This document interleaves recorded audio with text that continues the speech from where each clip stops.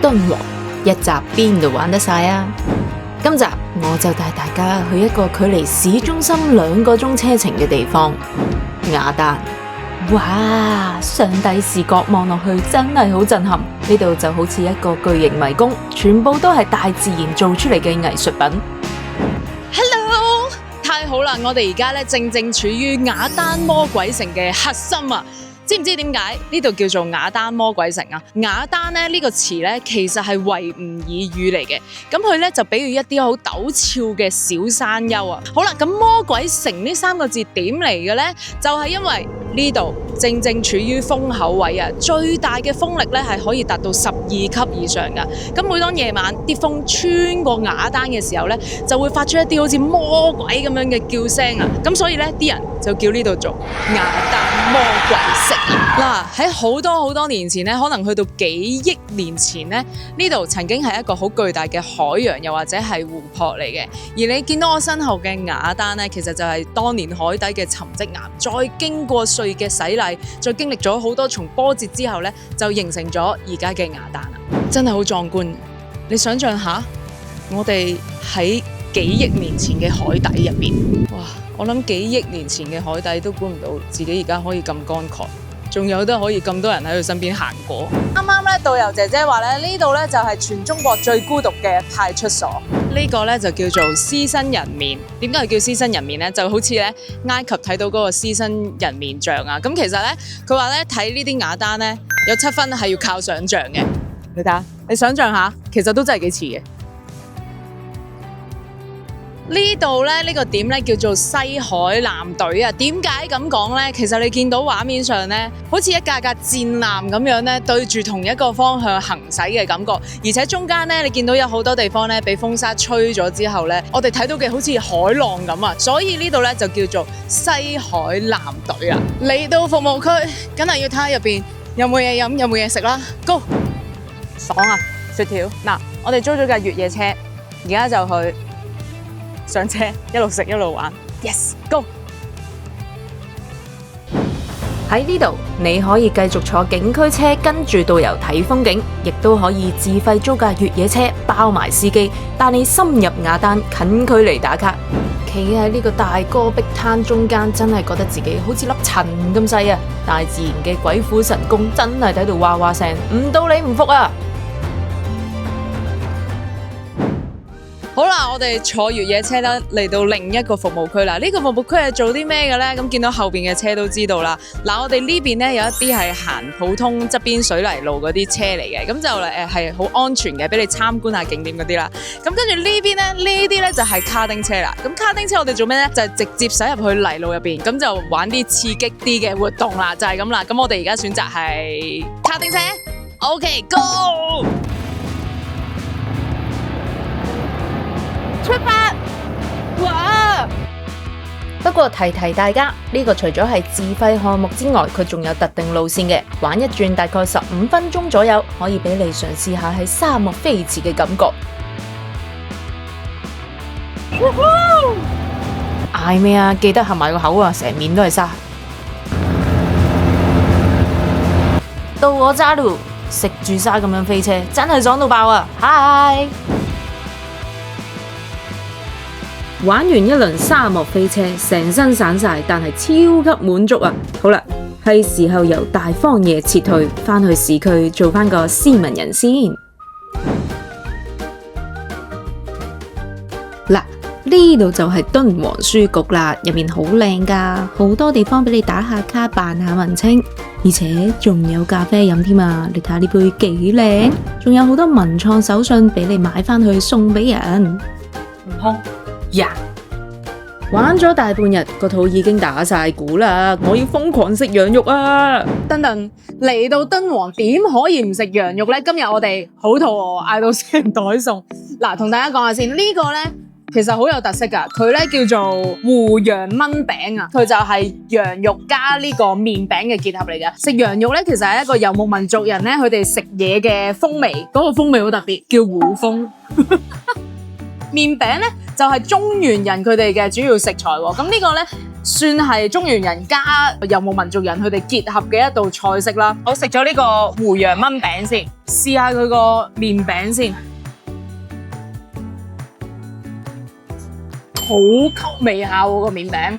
個麵餅係索晒佢所有嘅羊嘅鮮味，再加嗰個調味料嘅味道。試下佢嘅羊先，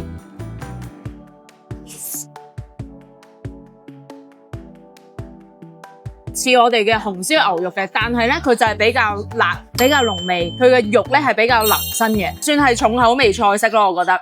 但係好好食。呢個咧其實佢就叫做8條羊羔肉8霎嘅羊肉，你睇下呢個皮肥膏加瘦肉。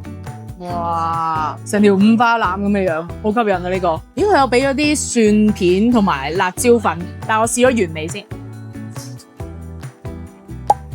點解真係會冇騷味嘅呢度啲羊？因為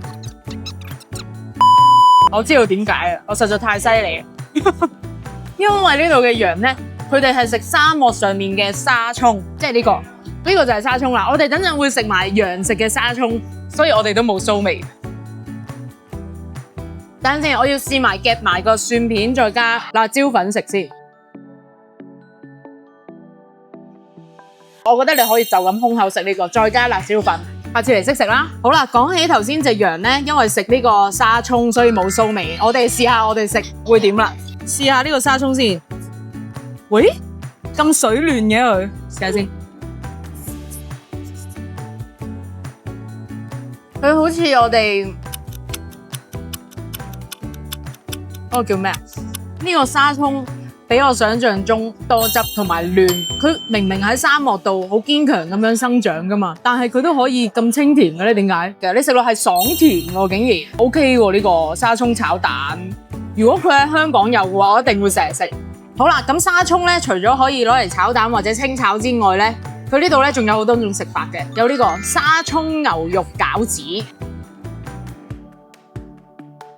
個樣好似好乾咁，好似我咁，但係原來佢入邊好濕潤啊，同埋個皮咧似呢個麵餅，即係都係有咬口嘅。佢唔似咧我哋平時追求嗰種食餃子或者雲吞啊嗰啲係要薄皮，然之後滑捋捋嗰個感覺嘅。呢度唔係咯，呢度係要食佢個麵皮有咬口，然之後食到有麵香味嗰隻咯，跟住再加埋佢個沙葱同埋牛肉咧，成件事夾到癲咗。呢味咧叫做大漠風沙雞，顧名思義咧就係想你食下沙漠啲沙。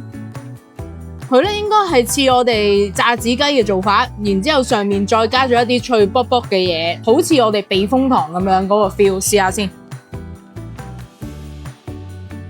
完全係我哋嘅炸子雞，上面加啲脆卜卜嘅嘢咧，係認真想你試下，即係食到沙嗰個感覺嘅，都真係幾似喎。我醒起啦，頭先我咪話呢個沙葱咧，好似一個菜嘅，原來係韭菜啊！跟住我隔離有位女士咧，佢就話咧，佢原來有個學名叫做蒙古狗嘅。點解佢要扮沙葱咧？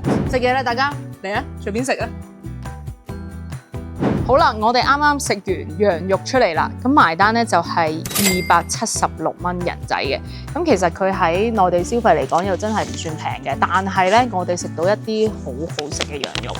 不過我可以講嘅係大漠風沙雞，即係如果你哋嚟嘅話，可以撇除呢個大漠風沙雞咯，因為佢真係同我哋嘅炸子雞係一樣味嘅。即係如果你想感受食沙嗰個感覺，可以直接去沙漠咯，即係唔使嗌呢個雞。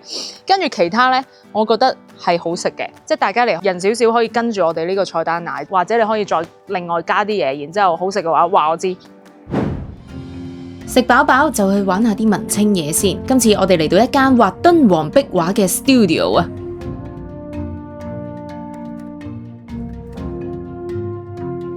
各位觀眾大家好，知唔知我喺度做緊咩呢？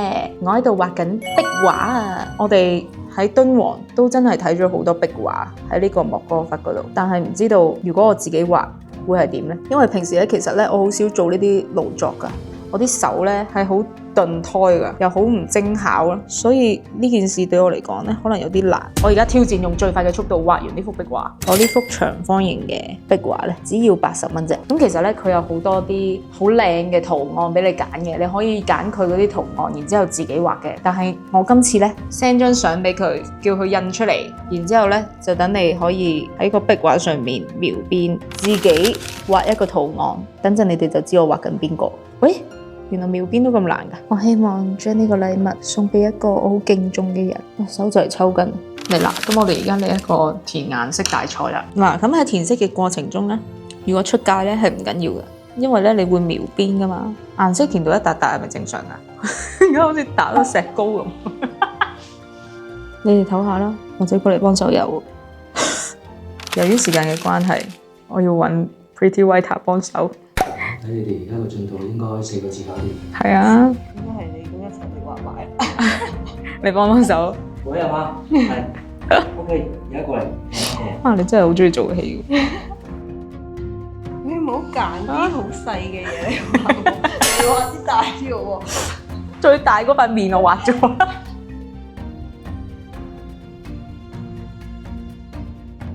翻返你自己搞。係啊，唔得啊，好過分嘅呢條友，畫一半走咗，我要告佢。咦，好似可以描邊咯喎？呢個係送俾華哥嘅復活節禮物。其實我就係畫莫高窟嘅人。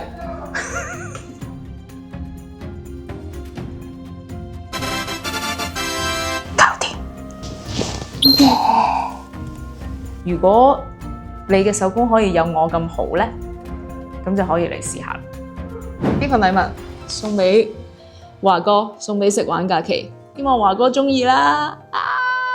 通常咧，老師話咧要用4個鐘去畫呢幅畫嘅，但係我用咗40分鐘啫，因為頭先有人幫拖啊，耶！老師，你覺得我畫得好嗎？美嗎？有我這麼美嗎？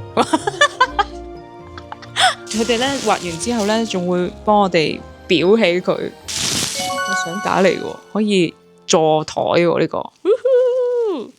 1連2集嘅敦煌之旅已經圓滿結束啦，想唔使煩又去到咁多地方，快啲去食玩假期報名啦！仲有啊，留言話俾我聽，你仲想睇我帶你哋去邊度？最後記得訂閱我、讚好我、留言俾我，同埋分享俾佢。拜拜。